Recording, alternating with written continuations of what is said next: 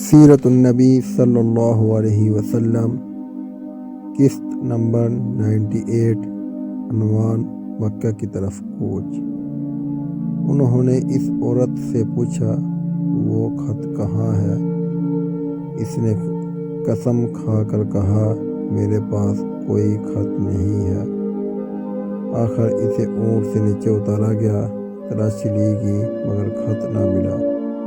اس پر حضرت علی رضی اللہ تعالیٰ عنہ نے فرمایا، میں قسم کھا کر کہتا ہوں، رسول اکرم صلی اللہ علیہ وسلم کبھی غلط بات نہیں کہتے۔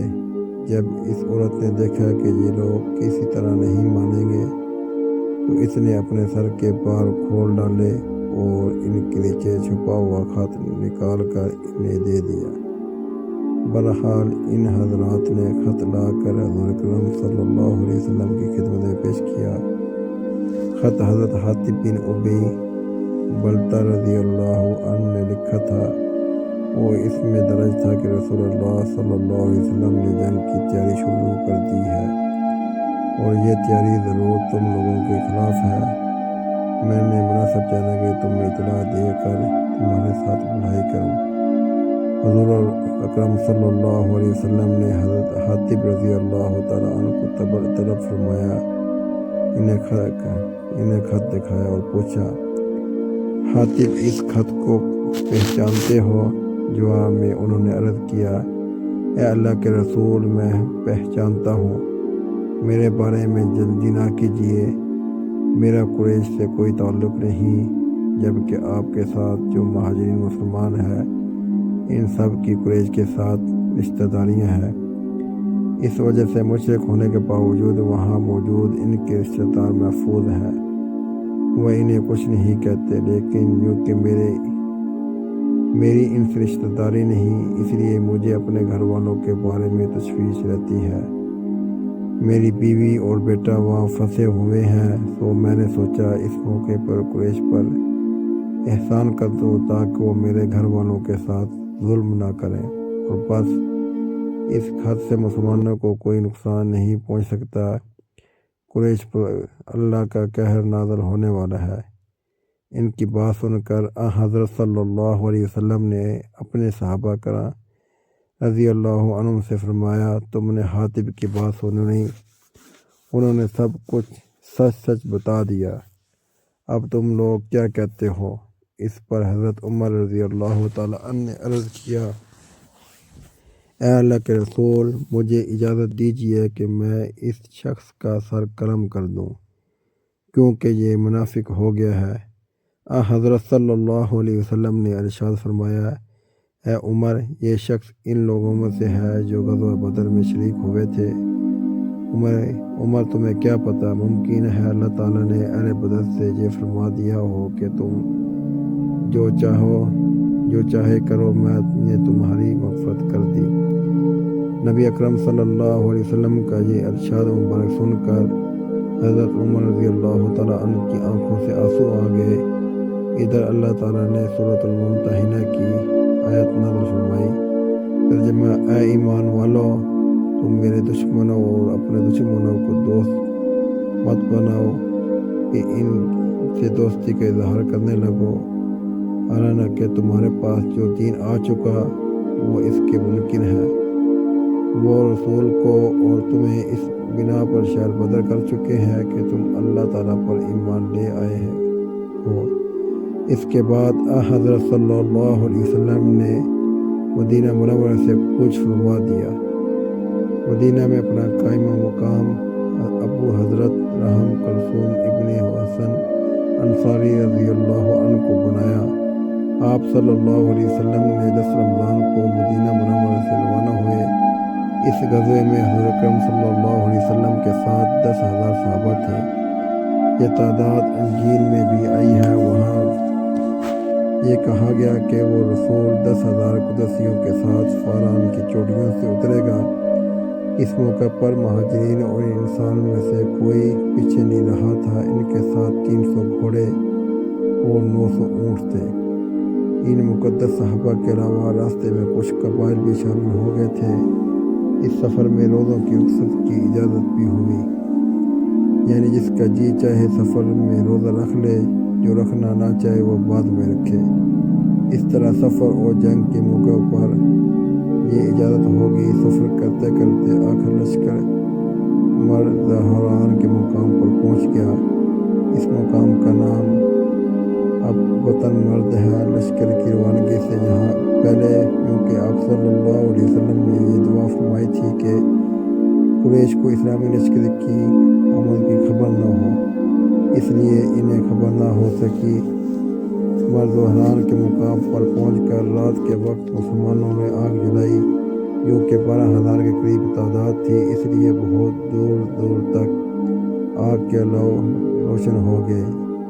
جس وقت یہ لشکر مدینہ سے روانہ ہوا تھا، اس وقت حضرت صلی اللہ علیہ وسلم کے چاچا حضرت عباس رضی اللہ تعالیٰ عنہ مکہ سے ہجرت کر کے مدینہ کی طرف روانہ ہوئے تھے تاکہ نبی اکرم صلی اللہ علیہ وسلم کے پاس پہنچ کر اسلام قبول کرنے کا اعلان کر دیں، لیکن نبی اکرم صلی اللہ علیہ وسلم نے ان کی ملاقات راستے میں ہی ہوگی۔ یہ ملاقات حجفہ پر ہوئی۔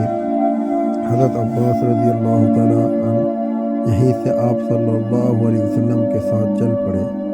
انہوں نے اپنے گھر کے افراد کو مدینہ منورہ بھیج دیا۔ اس موقع پر اللہ کے رسول صلی اللہ علیہ وسلم نے ان سے فرمایا، اے چچا، آپ کی یہ ہجرت اس طرح آخری ہجرت ہے جس طرح میری نبوت آخری نبوت ہے۔ یہ آپ صلی اللہ علیہ وسلم نے اس لیے فرمایا کہ عام طور پر مسلمان قریش کے ظلم سے پھر ابو سفیان وہاں سے نکل کر منورہ حضور اکرم صلی اللہ علیہ وسلم کی خدمت میں حاضر ہوئے۔ مکہ فتح کرنے کے لیے تشریف لے جا رہے تھے۔ اس کے بعد تو مکہ سے ہجرت کی ضرورت ہی ختم ہو جاتی، اس لیے آپ صلی اللہ علیہ وسلم نے یہ فرمایا کہ یہ آپ کی اس طرح آخری ہجرت ہے جس طرح میری نبوت آخری ہے۔ آپ صلی اللہ علیہ وسلم کے اس فرمان سے آپ صلی اللہ علیہ وسلم کے بعد نبوت کرنے والوں کا مکمل طور پر اور واپس مکہ لوٹ آئے۔ رد ہو گیا۔ ختم نبوت زندہ باد۔